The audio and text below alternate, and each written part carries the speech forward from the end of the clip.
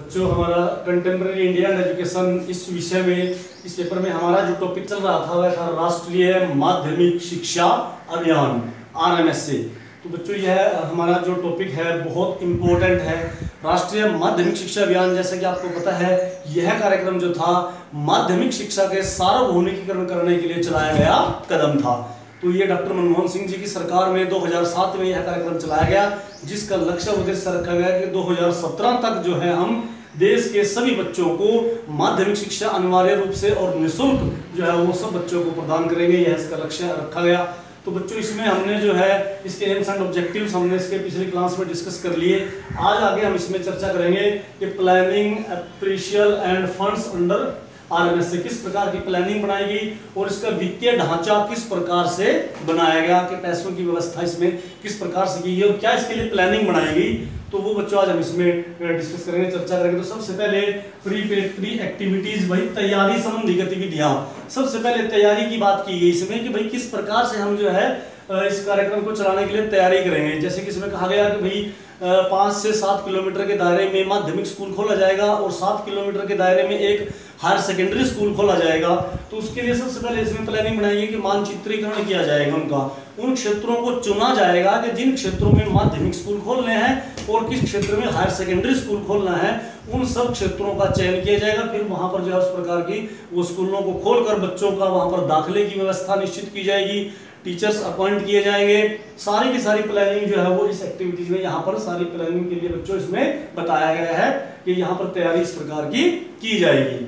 उसके बाद बच्चों इसमें दूसरी बात कहेगी रिफॉर्म्स इन एजुकेशनल एडमिनिस्ट्रेशन। जो हमारा एजुकेशनल एडमिनिस्ट्रेशन है, शैक्षिक जो हमारा प्रशासन विभाग है, उसमें भी कुछ रिफॉर्म्स किए जाएंगे, बदलाव किए जाएंगे उसमें भी। उसमें जिला स्तर पर, फिर ब्लॉक स्तर पर, क्लस्टर स्तर पर जो है इस प्रकार के अधिकारी नियुक्त किए जाएंगे, डिसेंट्रलाइजेशन किया जाएगा, इसका विकेंद्रीकरण किया जाएगा बच्चों। और जो है जिसके आधार पर इस प्रशासन के द्वारा ही सारे RMS कार्यक्रम को चलाया जाना है, गतिमान करवाना है इससे। तो इसमें और टीचर्स भर्ती के लिए इसमें कहा गया है कि निष्पक्ष रूप से टीचर्स की भर्ती की जाएगी और योग्यता के आधार पर टीचर्स का सिलेक्शन किया जाएगा। तो यानी कि इसमें रिफॉर्म्स इन एजुकेशनल एडमिनिस्ट्रेशन के लिए इसमें बात की गई है कि वही जो है ना इसकी प्लानिंग में ये सबसे जरूरी है, क्योंकि किसी भी कार्यक्रम को सफल बनाने के लिए उसका जो प्रशासन होता है उसकी बहुत बड़ी महत्वपूर्ण भूमिका होती है उसमें। तो इसलिए इसमें महत्वपूर्ण बदलाव करने की बात की गई है बच्चों। और कहा गया ओपनिंग बैंक अकाउंट्स, भाई बैंक खाते खोले जाएंगे किनके, जो भी स्कूल की प्रबंधन समितियां हैं, विकास समितियां हैं, ग्रामीण स्तर पर है चाहे वो शहरी स्तर पर है, उन जितनी भी जो कमेटियां बनाई गई हैं उनके बैंक अकाउंट्स खोले जाएंगे।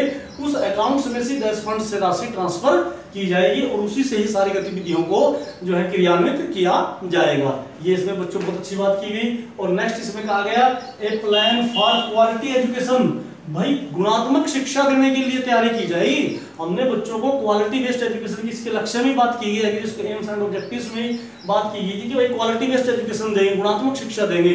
केवल ये नहीं है कि नाम मात्र की शिक्षा हम बच्चों को देंगे और कह देंगे कि भाई हमने शिक्षा दे दी। तो क्वालिटी बेस्ड एजुकेशन के लिए अच्छे से प्लान किया जाएगा, पूरी तैयारी की जाएगी क्वालिटी बेस्ड एजुकेशन देने की बच्चों को।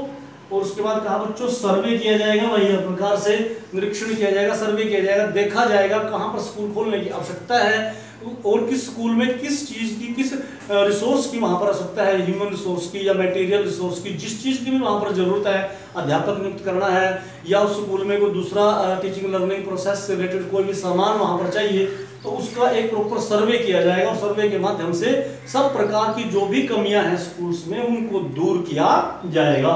और नेक्स्ट बच्चों में कहा गया स्ट्रेंथनिंग ऑफ रिसोर्स इंस्टीट्यूशंस, जो हमारे रिसोर्स इंस्टीट्यूशंस हैं जितने भी, उनको और अधिक पावरफुल बनाया जाएगा। जैसे स्कूल लेवल की अगर हम बात करें तो नेशनल स्तर पर बच्चों हमारा NCERT है, उसको और अधिक संस्था को पावरफुल बनाया जाएगा, ऑटोनोमस बॉडी बनाया जाएगा, उसको और अधिक पावर्स दी जाएगी, शक्तियां प्रदान की जाएगी।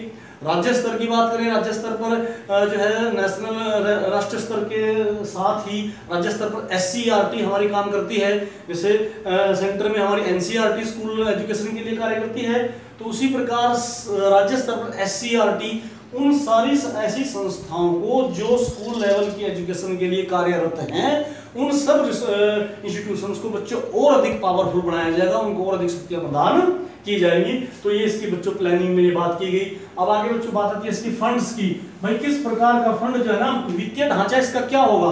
जब ये आरएमएस से चलाया गया उस समय बच्चों 11वीं पंचवर्षीय योजना हमारे यहाँ चली हुई थी, तो 11वीं पंचवर्षीय योजना में इसके लिए कहा गया कि जो पैसा आएगा वो 75 और 25 की रेशो में आएगा, यानी कि 75% जो है वो सेंट्रल गवर्नमेंट देगी और 25% राज्य सरकारें अपने कोष से इसके लिए लगाएंगी। उसके बाद अगली पंचवर्षीय योजना में बच्चों इसको कहा गया कि 50-50 कर दिया गया है कि 50% जो है वो सेंट्रल गवर्नमेंट देगा इसके लिए पैसा और 50% बच्चों राज्य सरकार लगाएगी। और जो हमारे उत्तर पश्चिमी जो राज्य हैं जो उस श्रेणी में आते हैं बच्चों कि भाई जो जिनका जो स्पेशल श्रेणी में रखा गया है उनके लिए 90 और 10 ये रेशो रखा गया है। 90% जो है उनके लिए सेंट्रल गवर्नमेंट देगी ऐसे स्टेट्स के लिए और 10% वो राज्य अपने कोष से लगाएंगे। तो इसके लिए बच्चों इस प्रकार के फंड की व्यवस्था यहाँ पर की गई है। तो आज मैं आशा करता हूँ कि हमने ये बहुत ही इसका महत्वपूर्ण टॉपिक आज किया है, planning pension and funds under RMS से किस प्रकार के फंड की और क्या क्या इसके अंदर हमने प्लानिंग की है। तो नेक्स्ट बच्चों इसमें और क्या क्या स्कूलों में सुविधाएं दी जा रही है, इसके तहत कैसे ये कार्य कर रहा है, उसके लिए हम आगे नेक्स्ट बच्चों अगली क्लास में चर्चा करेंगे। तो मैं आशा करता हूँ कि आज आपने इस विषय को अच्छे से ध्यान से समझा होगा, सुना होगा। धन्यवाद।